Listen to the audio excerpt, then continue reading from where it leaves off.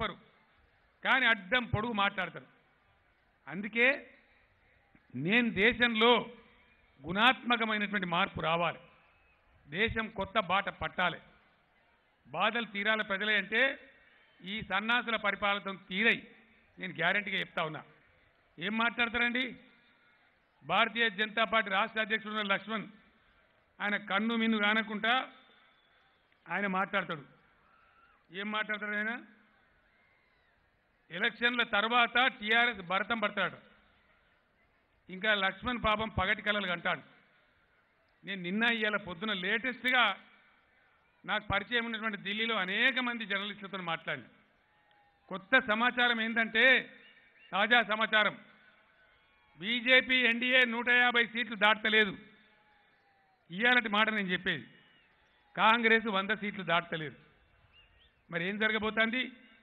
భారతదేశ పరిపాలన వచ్చే మే 23 తర్వాత ప్రాంతీయ పార్టీల చేతుల్లోకి రాబోతా ఉంది. ప్రాంతీయ పార్టీలే శాసించబోతా ఉన్నాయి.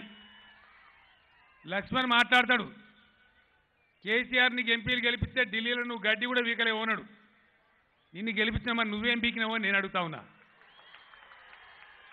ఇంతకుముందే అన్నగానే లెక్కబెట్టి చెప్పే నువ్వేం పీకినావు? మరి ఏ ప్రజల కోసం ఏం పీకినావు? నువ్వు ఏం బాగు చేసినావు?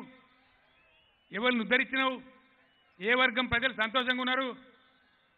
పచ్చి అబద్ధాలండి. నేను కూడా మీకు మనవి చేస్తా ఉన్నా, నేను యూపీఏ క్యాబినెట్లో మంత్రిగా పనిచేస్తే మీకు తెలుసు. ఈ సర్జికల్ దాడులు అనేటివి నేను క్యాబినెట్లో ఉండగా 11 సార్లు జరిగినాయి. అవి బయటికి చెప్పరు. వ్యూహాత్మక దాడులు అవి. వాళ్ళు చేస్తారు, మనం చేస్తాం, అది జరుగుతూ ఉంటుంది బార్డర్లో. దానికి నరేంద్ర మోదీ మొన్న సర్జికల్ స్ట్రైక్ అంటే కొడితే 300 మంది చచ్చిపోయినని వీళ్ళు డొల్ల ప్రచారం. వాడు అజర్ మసూద్ అంటే చెప్పాడు, చీమ కూడా కావాలిదా, నీతోనేం కాలేదని వాళ్ళు చెప్తున్నారు. ఈ ప్రచారాల మీద ఓట్లాడుతారా మీరు? ఇదేనా మీ డంబాచారం? ఇదేనా ప్రచారం? ఈ దేశాన్ని నడిపించే పరిస్థితేనా? అవి చూపించి, ఆ ఫోటోలు చూపించి, ఈ దుర్మార్గాలు చేసి దేశంలో పేదరికం సంగతి ఏంది, ఇంకా ఇతర సమస్యలని వాటి సంగతి ఏంది, అనేక రైతుల సమస్యలని వాటి సంగతి ఏంది, రైతుల గిట్టుబాటు ధరల సంగతి ఏంది, దేశం ఆర్థికం లివరేజ్ కావాలి ఎకానమీ, దాని సంగతి ఏంది, అవి ఎవ్వి మాట్లాడకుండా పొద్దున లేతే ఫేస్బుక్లో దేవులు దేవాలయాలు హిందూ ధర్మం పరిరక్షించడం. మేము కాదా హిందువులం? వీళ్ళు సూడో హిందువులు, అసలు హిందువులం మేము. మీది ఓటు హిందువులు.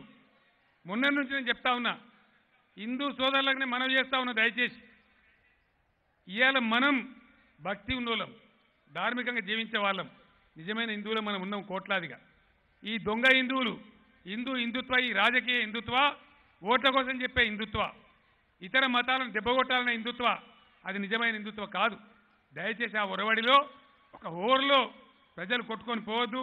ముఖ్యంగా యువత ఎట్టి పరిస్థితులలో ఆగమాగం కావద్దని మనవి చేస్తూ ఉన్నాం.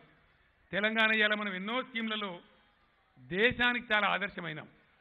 మనం పెట్టే రైతు బంధు దేశంలో ఎక్కడ లేదు. మనం ఇచ్చే రైతు బీమా ఈ దేశంలో ఎక్కడ లేదు.